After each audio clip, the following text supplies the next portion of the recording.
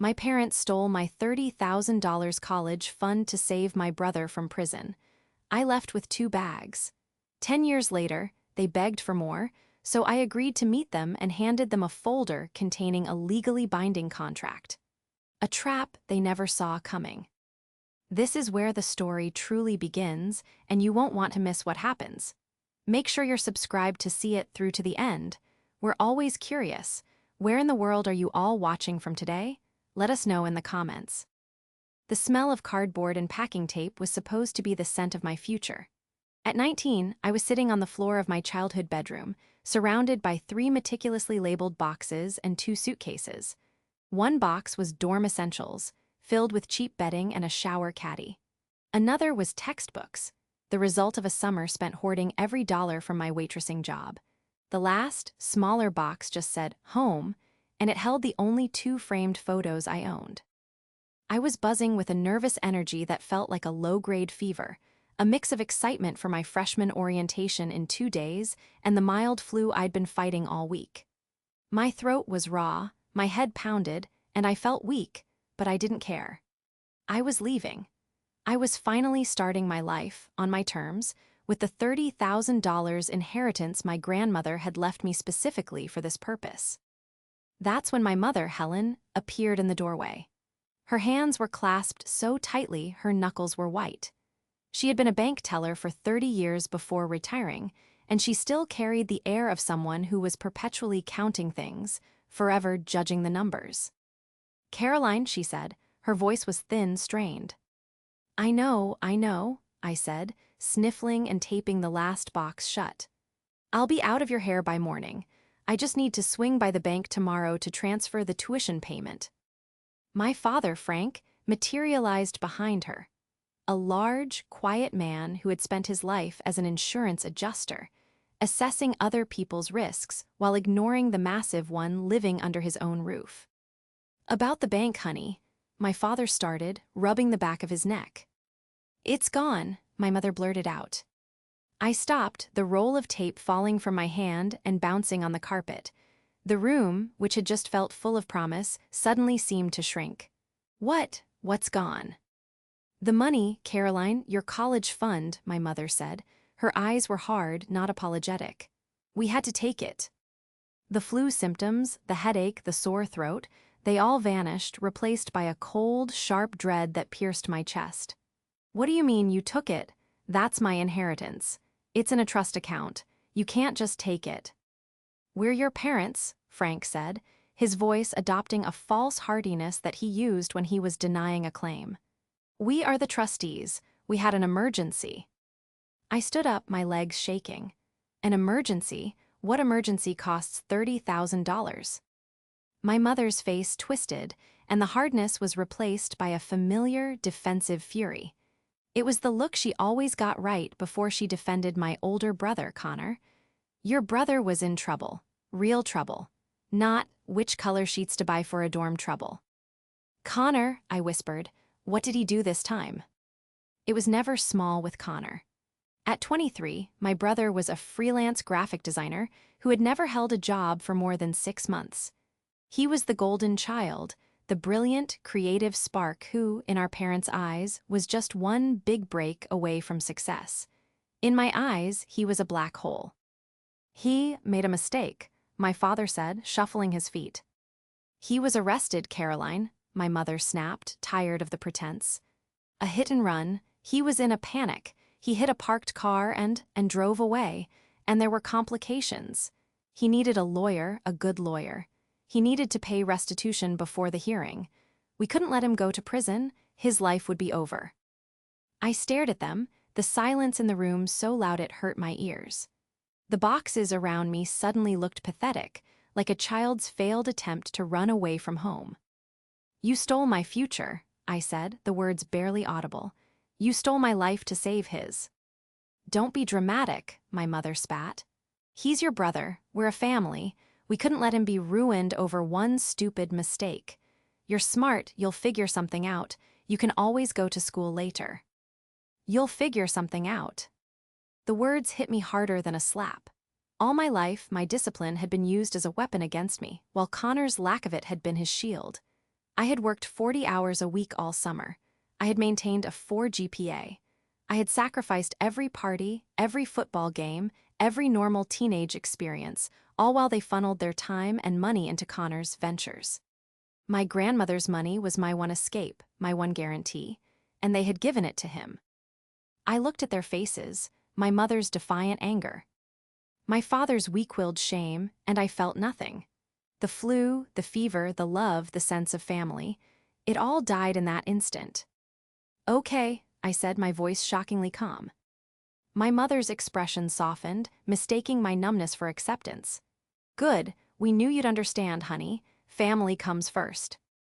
I turned my back on them and walked to my closet. I pulled out my smallest backpack and a duffel bag. I left the boxes. I left the textbooks I had paid for. I left the framed photos. I packed 2 pairs of jeans, a few shirts, my toothbrush, and my laptop. I zipped the bags. "What are you doing?" Frank asked, his voice laced with confusion. I walked past them, out of the room and down the hall. I didn't run, I walked. I could hear them following me. "Caroline, stop this. Don't be a child," Helen said. I put my hand on the front doorknob. "Caroline, where are you going to go?" my father pleaded. "You're sick, you have nothing." I turned to look at them one last time, framed in the hallway of the house that was never really my home. "You're right, I have nothing. You made sure of that." I opened the door and walked out into the cool night air. I left with 2 bags and the clothes on my back. I didn't look back.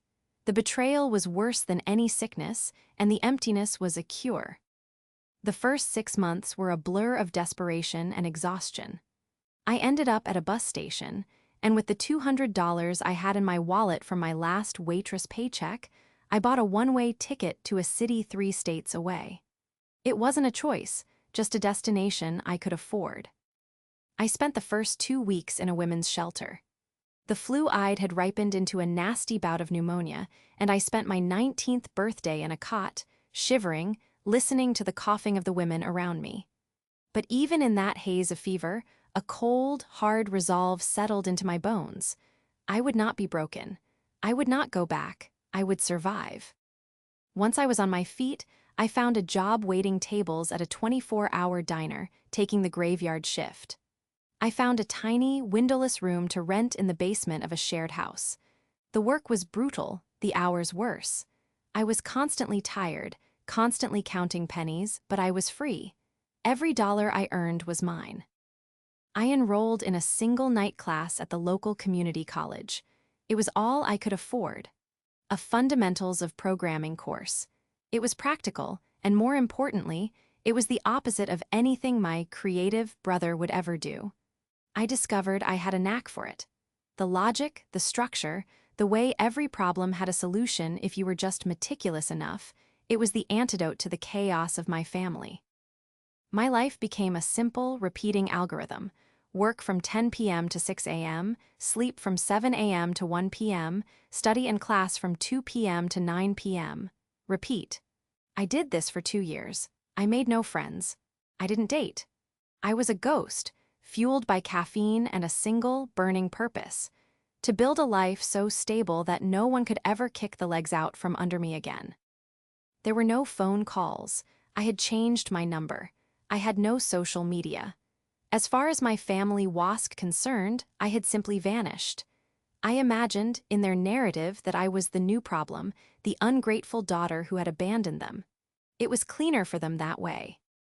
But they had forgotten one crucial thing. They had forgotten my grandmother. My grandmother, my mother's mother, had been a sharp, sensible woman. She had seen her daughter's weakness for her son. She had seen my quiet diligence. The $30,000 was from an inheritance, yes, but it wasn't just cash. It had been in a Uniform Transfers to Minors Act, UTMA, account. My parents, Helen and Frank, were the custodians. They had the legal right to manage the money for my benefit. But they did not have the legal right to withdraw it for their own use, or for the use of my brother. What they had done wasn't just a betrayal, it was a crime. In that first lonely, agonizing year, I had spent one precious Saturday at the public library, using their free legal resources. I learned the terms: breach of fiduciary duty, fraudulent conversion. I learned that the statute of limitations for this in my home state was long. I printed every page. I kept it all in a 3-ring binder, hidden under the loose floorboard in my tiny room. It was my secret, my insurance. I wasn't strong enough to fight them then. I had no money, no power, no voice. I was just a 19-year-old girl trying to survive, but I knew that one day I wouldn't be. I kept my head down. I transferred from community college to a state university, still working full-time, taking classes at night. I clawed my way into an unpaid internship at a small tech firm, which turned into a paid internship, which turned into a junior developer position upon my graduation. 10 years of grinding, relentless work, 10 years of silence.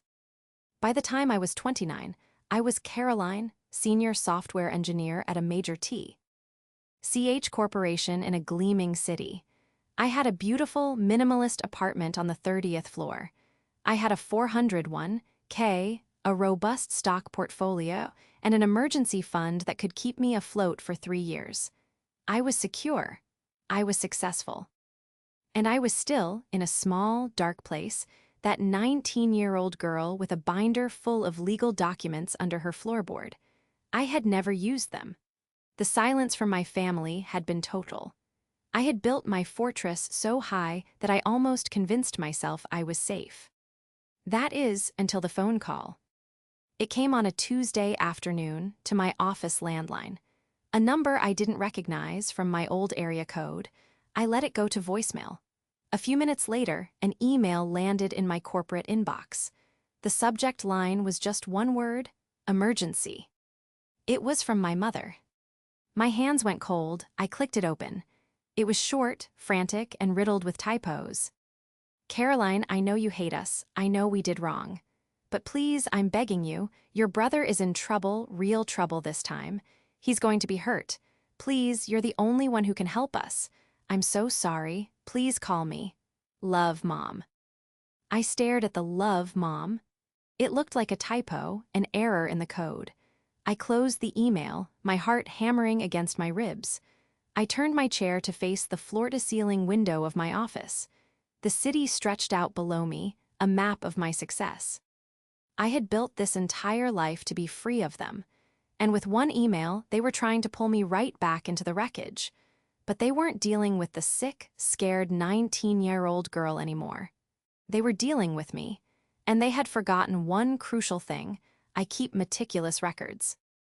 To understand my mother, Helen, you have to understand my brother, Connor. To her, he wasn't a 33-year-old man with a history of catastrophic failures. He was a brilliant, misunderstood artist, a sensitive soul constantly thwarted by a cruel and mundane world. I was the opposite. I was practical, responsible, sensible. In her eyes, I was the mule, and he was the thoroughbred. You don't ask a thoroughbred to pull a plow, and you don't ask a mule to win the derby. My entire childhood was a testament to this dynamic. When Connor borrowed $500 from our mother's purse at 16 for a can't-miss concert and got caught, he was just being a teenager. When I, at 15, lost my $50 waitressing earnings, I was irresponsible and was grounded for a month. When I spent my weekends winning debate trophies, it was a nice little hobby. When Connor spent a weekend spray painting a mural on the side of a hardware store and getting arrested for it, he was expressing his political voice. My father, Frank, was a willing accomplice. His professional life was about calculating risk, but at home, he abdicated all responsibility. He let Helen manage the family's emotional and financial portfolio, and she poured everything into her worst asset, Connor. My brother was their joint project, their shared delusion. He was charming, I'll give him that.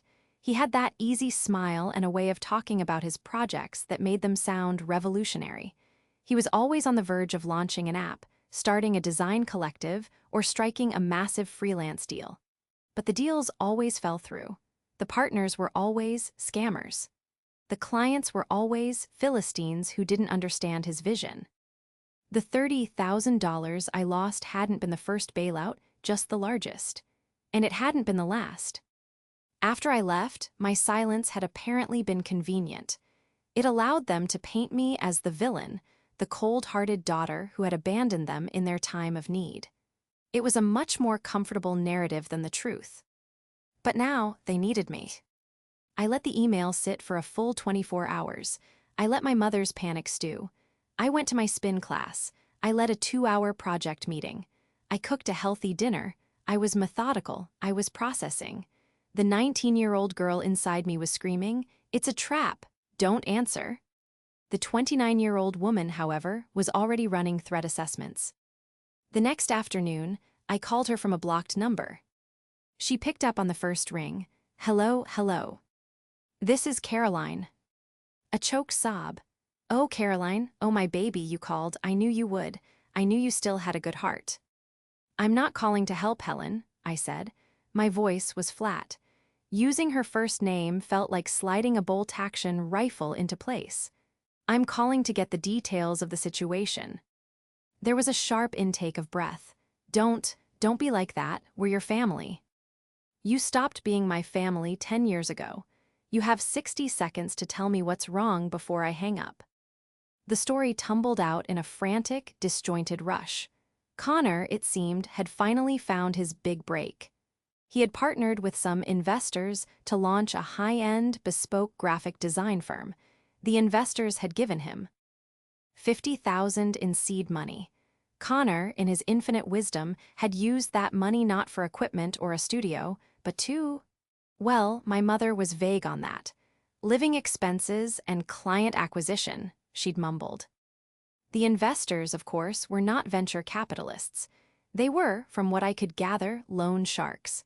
The business was a sham, the money was gone, and now they wanted their $50,000 back, plus an obscene amount of interest.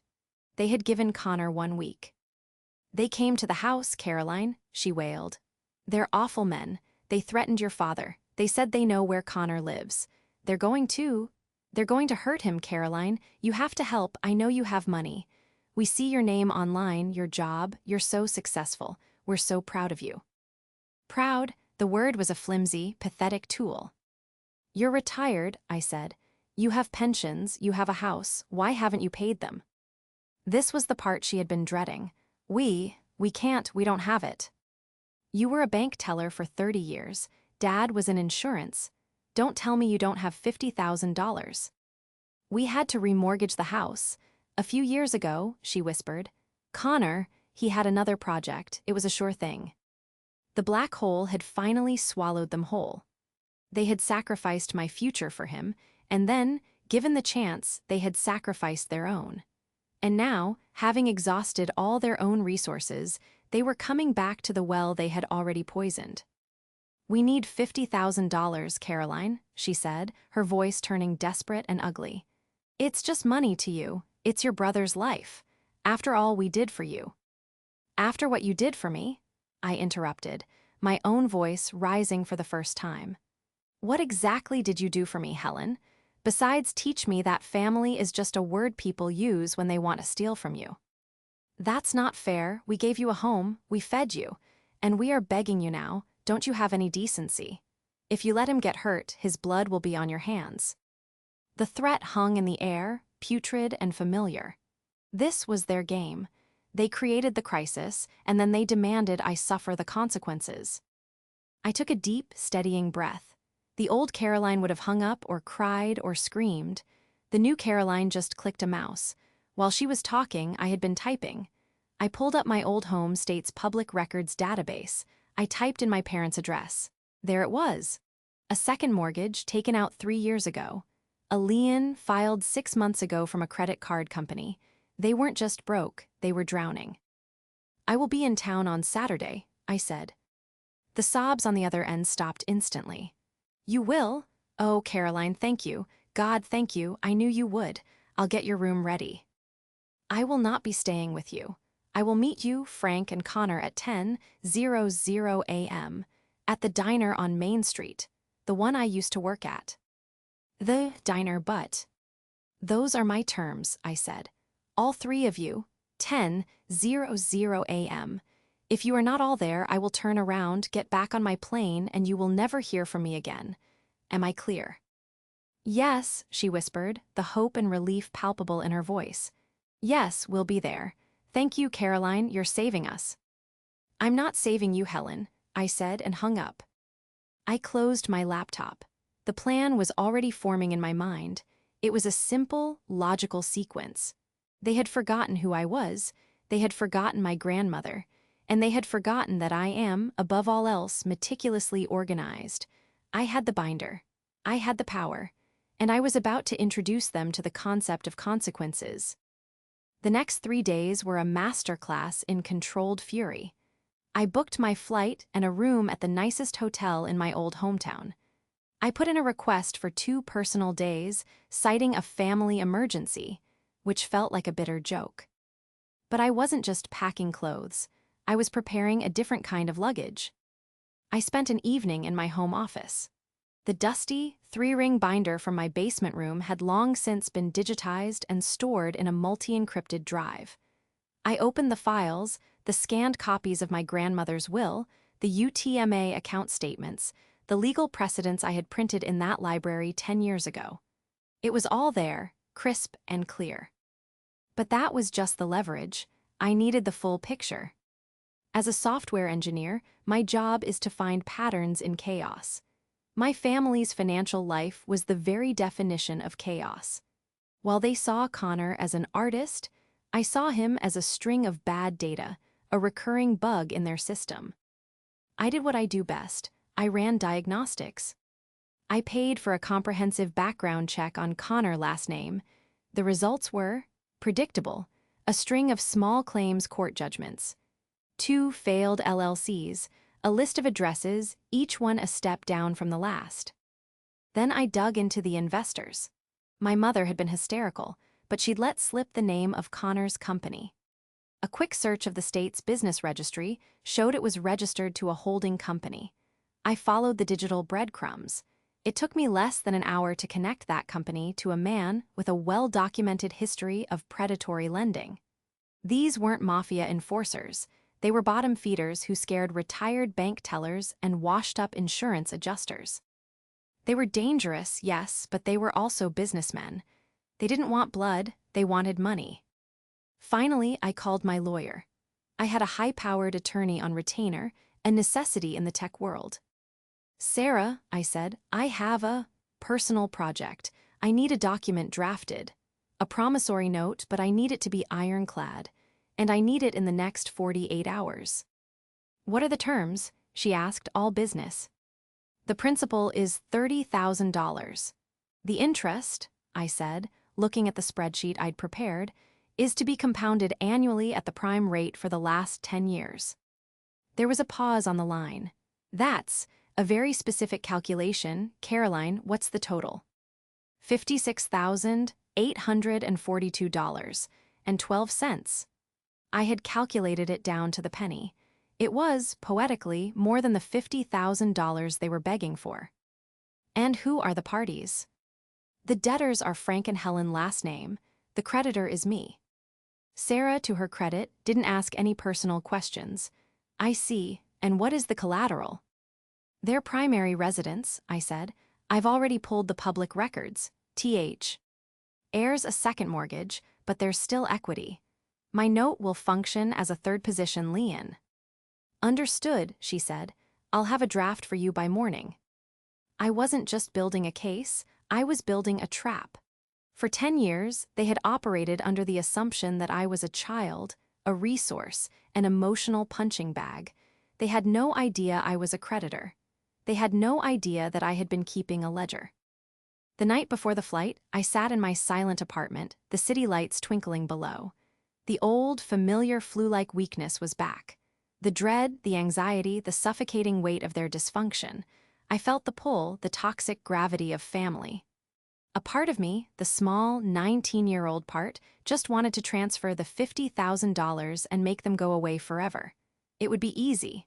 I could afford it. But that would be their victory.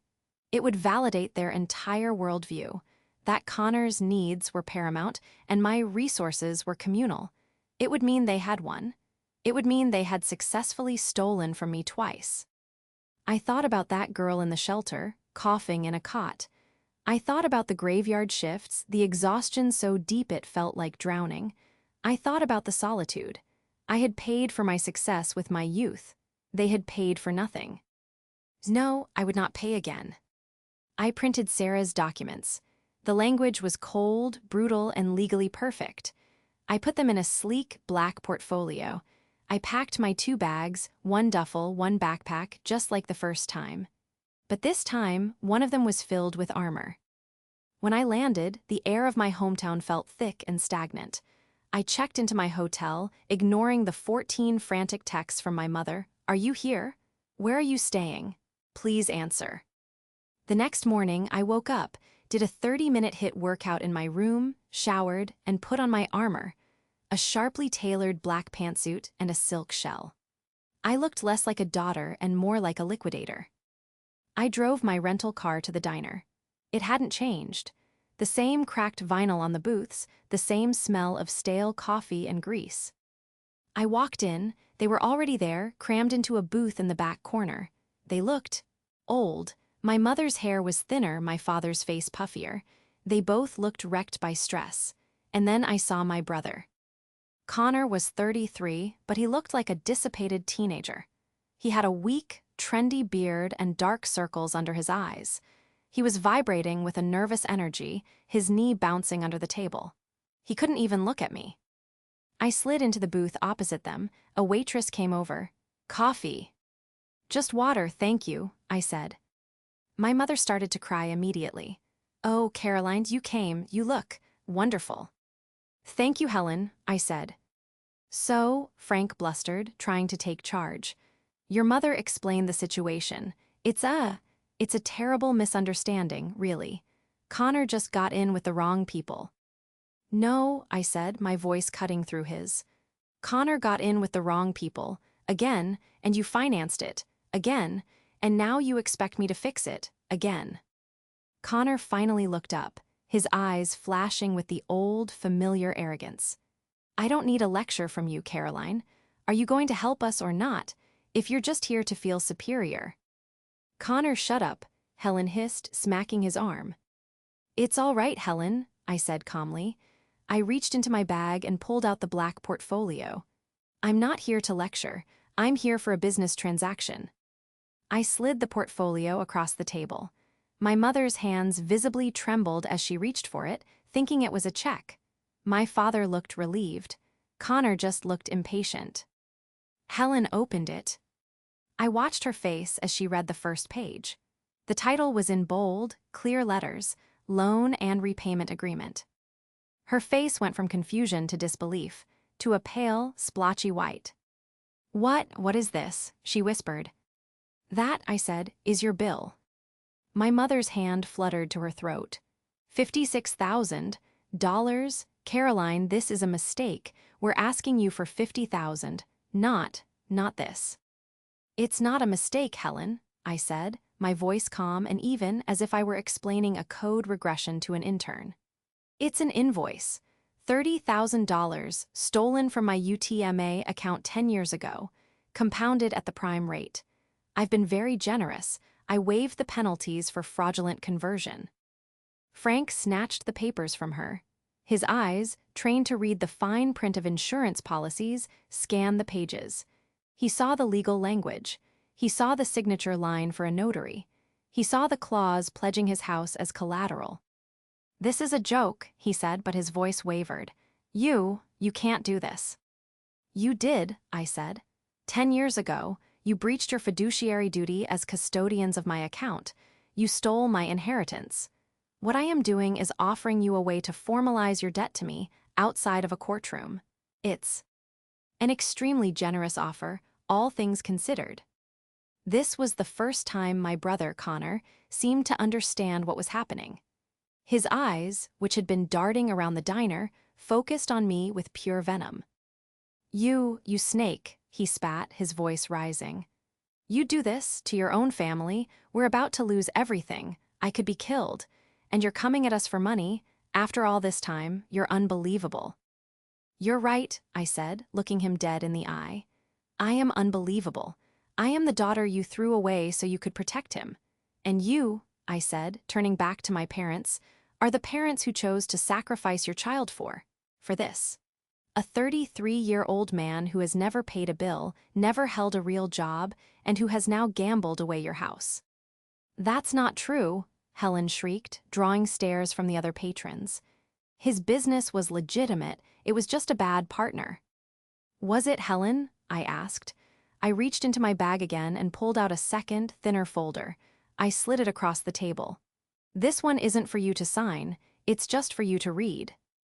Inside were the documents I'd pulled. The business registry for Connor's company, showing it was a shell. The background check on his investor, highlighting his convictions for fraud. And the piece de resistance, the public records of my parents' second mortgage and the credit card liens. My father's face went from pale to ashen. He was an insurance man, he understood liens. He understood in that moment that I had done a full risk assessment on them. You've been spying on us, Frank whispered. He looked violated. I've been protecting my interests, I corrected him. Something you taught me I had to do. You don't have $50,000 to give Connor. You don't have $5,000. You're broke. You bet everything on him and you lost. And now you've come to me your backup plan to do it again. He is my son, Helen cried, tears of rage and self-pity streaming down her face.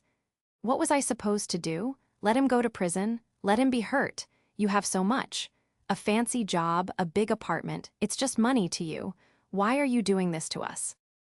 Why? I leaned forward, my voice dropping to a low, intense whisper. Because you made me sleep in a shelter. Because I got pneumonia on my 19th birthday in a room full of strangers. Because I worked 80-hour weeks for 10 years, living on stale coffee and instant noodles, to build a life you tried to take from me before it even started. You're not asking me for $50,000. You're asking me for the last piece of my soul, the part that's supposed to just roll over and forget. And the answer is no.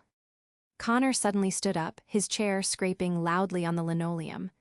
I've heard enough of this. She's not going to help. She's just here to gloat. He jabbed a finger at me. You were always like this. A cold, heartless little bookworm. You always thought you were better than us. Well, enjoy your money, Caroline. I hope it keeps you warm at night. He stormed out of the diner, slamming the door so hard the bell above it jangled violently. My mother watched him go, her face a mask of tragedy. She turned back to me, her eyes empty. He's going to be killed, and it will be your fault. No, Helen, I said, standing up and placing a $20 bill on the table for my water. It will be your fault. You had a choice 10 years ago. You chose him. Every bad decision he has made since is a direct result of that choice. You taught him that actions don't have consequences. I am just the first consequence he's ever actually had to face. I left the portfolio with the loan agreement on the table. You have 24 hours to sign that and have it overnighted to my lawyer, I said. If you don't, she is instructed to file a civil suit against you both for the full amount, plus damages, on Monday morning. I'm sure your creditors will be very interested to learn about that. Goodbye, Frank. Goodbye, Helen. I walked out of the diner, my hands shaking but my head held high. The first confrontation was over. The spell wasn't broken, not yet, but it was cracked. My mother and father were left sitting in the booth, staring at the two folders, one detailing their ruin, the other offering their only terrible way out. I didn't go back to my hotel. I went to a coffee shop, opened my laptop, and monitored my communications.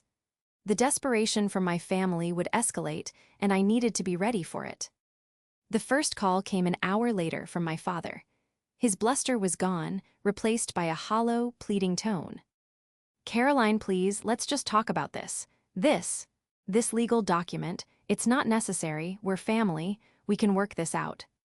There is nothing to work out, Frank, I said. You owe me the money. The document is how you pay me back over time. It's more than you ever offered me. But your mother, she's a wreck, and Connor, he's gone, he's not answering his phone. What if those men find him? Caroline, please, this is just money. We're talking about your brother's life. I am talking about my life, I countered, my voice firm. The one you stole, you have my terms, the clock is ticking. I hung up. The next wave came from Helen. It was a barrage of text messages, each more hysterical than the last. "He's going to die. This is your fault. How can you be so cruel? I am your mother. I will never forgive you for this. You have destroyed this family." I read each one, and with each message, the old guilt that had lived in my stomach for a decade began to shrink, replaced by a cold, clear certainty. She wasn't an enabler. She was an active participant. She was just as much of an antagonist as Connor. She was angry, not because I was wrong, but because I was right, and because I was refusing to be their victim any longer. I spent the rest of the day gathering the final piece of my case. I wasn't just going to get my money, I was going to ensure justice. I went back to my hotel and made one more call. This time, to a man named Arthur Vance. Mr. Vance was a former client of Connor's investors. I had found his name in a public filing from a lawsuit 2 years prior. He had been scammed in a nearly identical business venture. I had reached out to him via a secure email 2 days ago. He had, unsurprisingly, been very willing to talk. "Mr. Vance," I said, "Caroline last name, we spoke via email." "Yes, miss," his voice was gravelly, tired. "I remember, you said your brother was mixed up with them." "He is, and my parents are on the hook for it. They're trying to get me to pay the $50,000. "Don't you do it," he spat. "It's not $50,000. The moment you pay, it'll be $100,000. They'll find a fee, an interest payment. They don't let go, they bled me dry."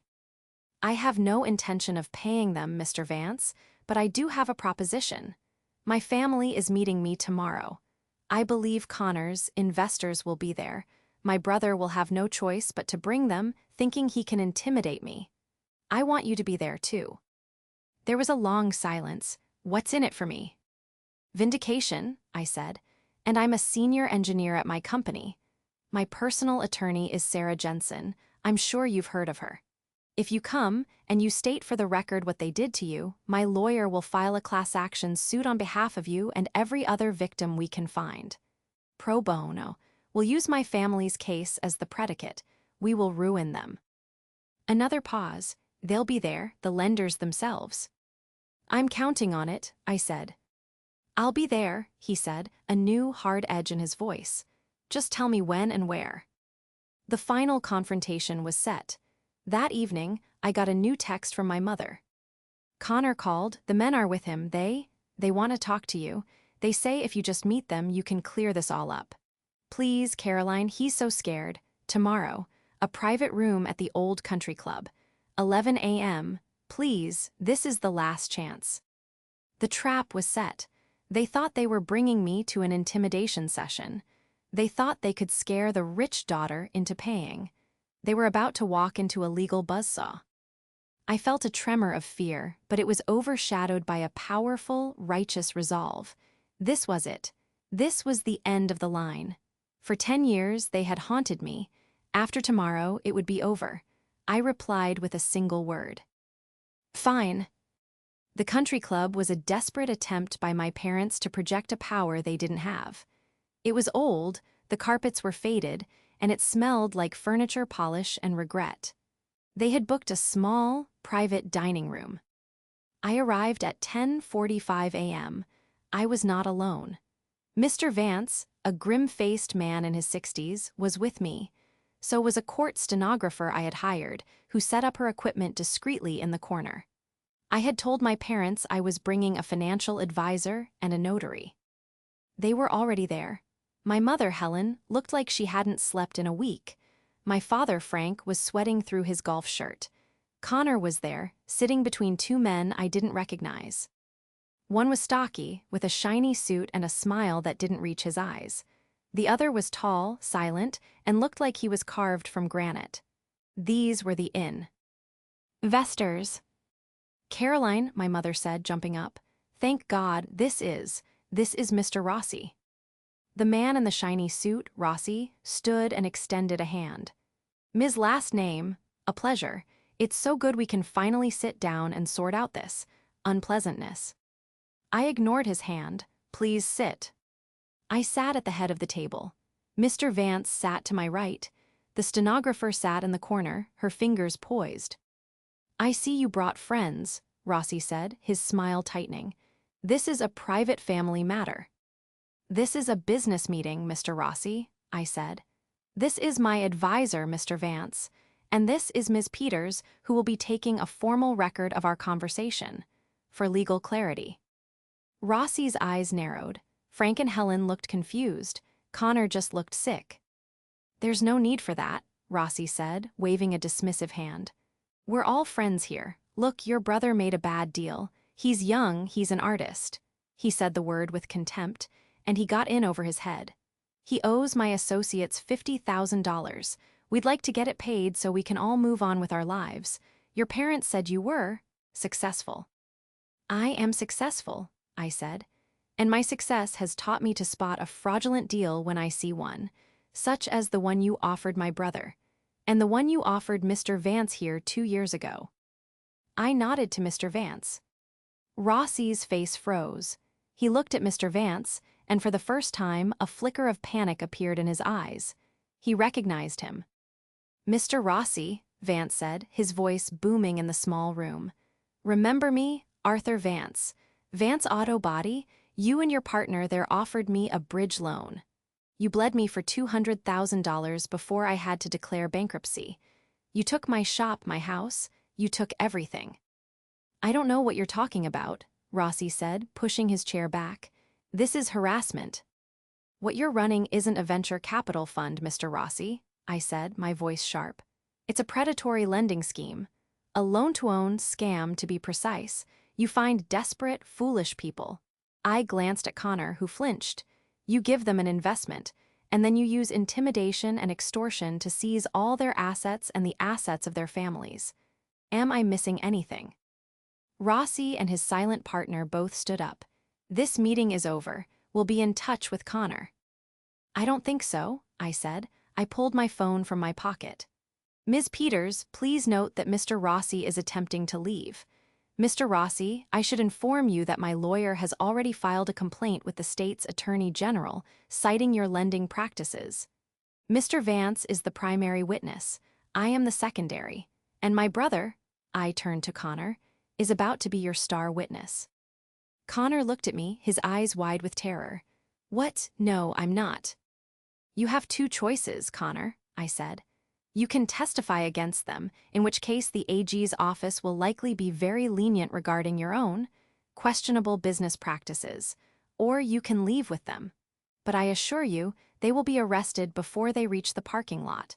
I made a call to the local police department this morning about extortion threats being made at this location. I imagine they're already outside." Rossi's face went purple. He looked at his partner, then at Connor. My mother, Helen, finally found her voice. She stood up, her entire body shaking with a fury I had never seen before. It wasn't directed at me, it was directed at Connor. "You," she screamed, pointing at her son.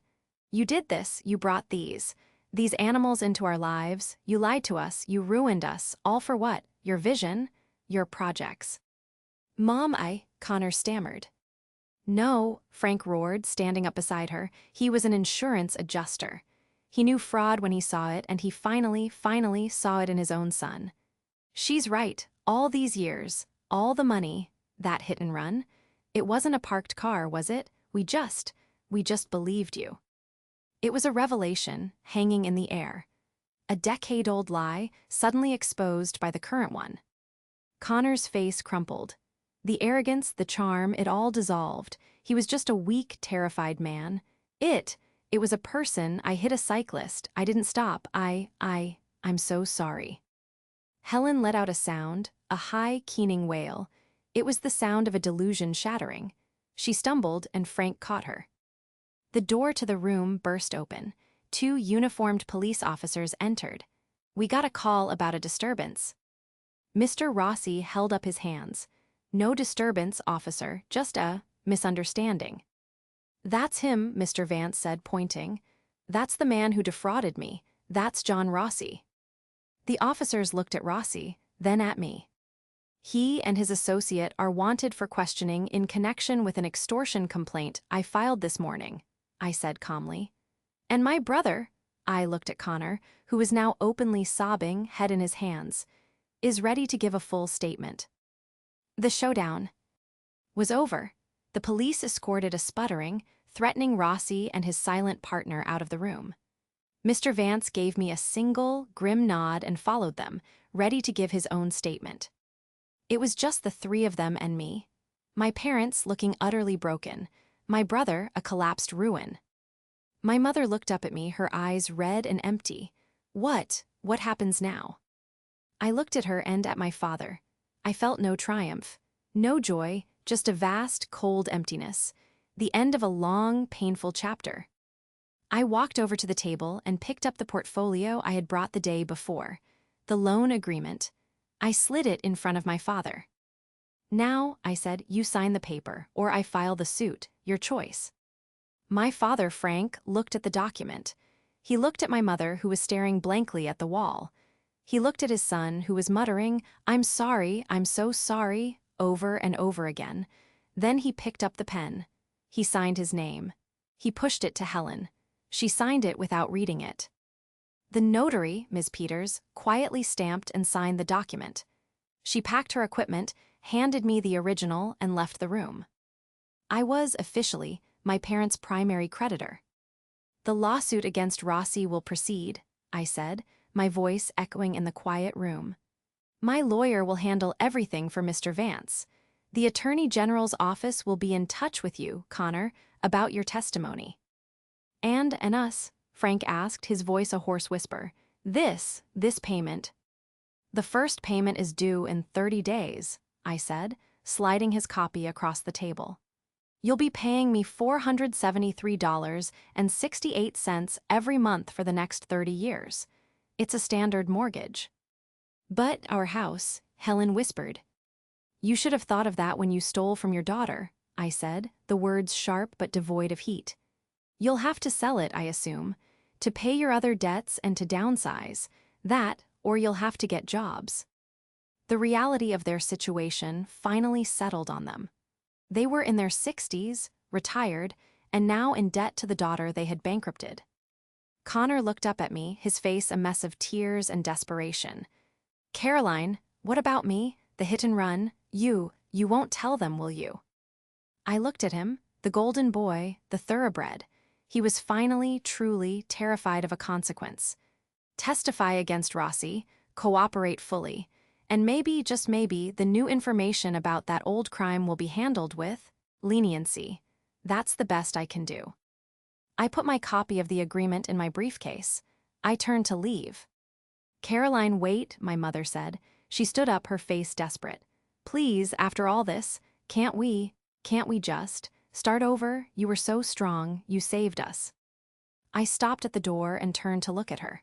Saved you? Helen, I didn't save you. I just bought your debt. I didn't do this for you. I didn't even do it for the money. I did it for the 19-year-old girl you left at a bus station. I did it to prove that my life mattered. But we're your family, she said, the last pathetic plea. No, I said. You are just people I used to know, and now you're clients I'll be billing. Goodbye. I walked out of the country club, into the bright sunshine. I got in my rental car and drove straight to the airport. I didn't look back. The aftermath was exactly as I had planned. Rossi and his partner were arrested. Faced with a class action suit and testimony from Connor, they took a plea deal that landed them in prison.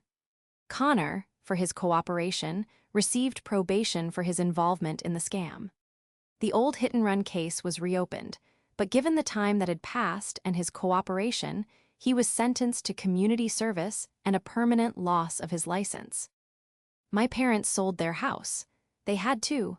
They moved into a small, sad retirement condo, and every month, like clockwork, a check for $473.68 appeared in my bank account.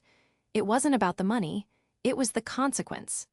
It was the reminder, every 30 days, that I had won. I never spoke to them again. I didn't need to. The contract said everything that needed to be said.